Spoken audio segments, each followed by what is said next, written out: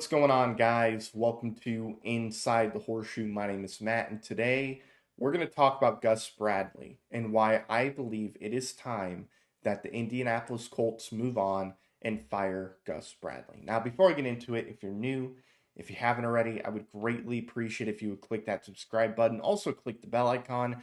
That way, you're notified when I upload a video or when I go live. If you like the video, smack the like button. Leave your thoughts in the comments down below. And if you have a Twitter, make sure you follow me on Twitter at horseshoe_pod. There is a link in the description down below. So initially, when they hired Gus Bradley, I actually liked the move because of what he did in Seattle. However, the last 2 years, including this year, has shown me this was not a good hire and they should move on whenever they can. Now, look, I'm not saying he should be fired today. I'm not saying that at all. And here's why. You fire him today, you got to get one of your staff members to be an interim defensive coordinator. I personally don't think we're going to see any improvements. In fact, I think our defense might not play as well with one of these guys becoming the interim defensive coordinator. So I personally think it's best that you wait until the end of the season, you fire him, and then you go and you look for a new defensive coordinator, and then you bring them in, and then them, along with the head coach, will work and find guys that could take over for some of the guys that are currently on our staff when it comes to our secondary coach, linebacker coach, you name it. If they want to move on for some of the other guys, they can, and that defensive coordinator and Shane Steichen can work together and find replacements. But let's talk about some of the yards they allowed players to have in each week this season. And then we'll get into some of the defensive rankings for this year as well. So, in week 1, Joe Mixon had 159 rushing yards. That's the most he's had since 2021. Week 2, Josh Jacobs has 151 rushing yards, the most since 2022. Week 3, Caleb Williams, 363 passing yards. I believe at this moment that is still the most he's had this season. Week 4, Justin Fields, 367 passing yards. That is a career high. Week 5, Trevor Lawrence on his birthday, 371 passing yards, a career high. That is not acceptable.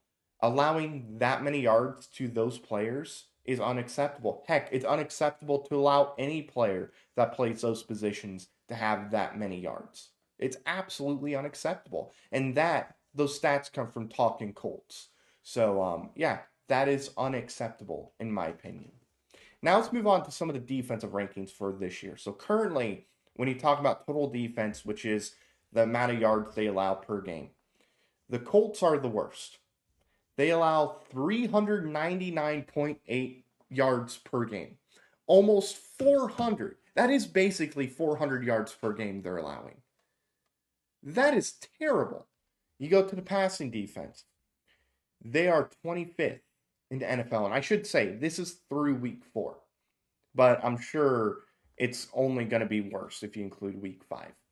But through week 4, they're 25th in passing yards allowed per game, 235. Again, they're going to fall in the rankings because Trevor Lawrence had 371. Then you go to rushing defense. They are the second worst through 4 weeks. The only team worse is the Rams. The difference when it comes to yards allowed per game is less than 1 yard. So basically, they are 32nd.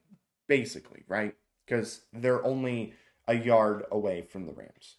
And then we move on to red zone defense, which is basically the percentage of the time an offense is able to score a touchdown against a defense. The Colts, they're 26 with 69 nice percent. They're not the worst, not even close. The worst is Carolina with 91%. That is horrible. Now we move on to third down defense. This is taking the success of an offense being able to convert on third down. The Colts are 29. They allow 49% of the time for an offense to convert on third down. That is really, really bad.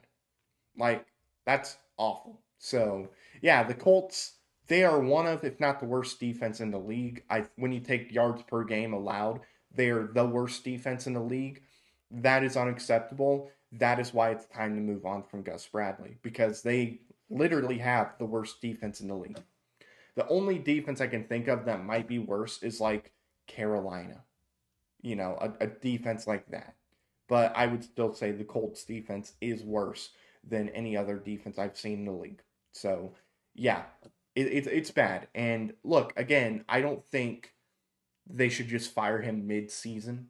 I don't think that should happen. And I say that because firing Gus Bradley and having one of our current staff members be the interim defensive coordinator, it's not going to really change much. It might get worse, maybe a little bit better, but you're not going to see many improvements. I would just stick with Gus Bradley, but at the end of the year, you fire him and you look for another defensive coordinator. One guy that is going to be getting a lot of calls this offseason is Robert Saleh, who was just fired today by the Jets. He's going to get a lot of calls, but I don't think we're going to see any moves happen until the season ends. And honestly, that's probably for the best.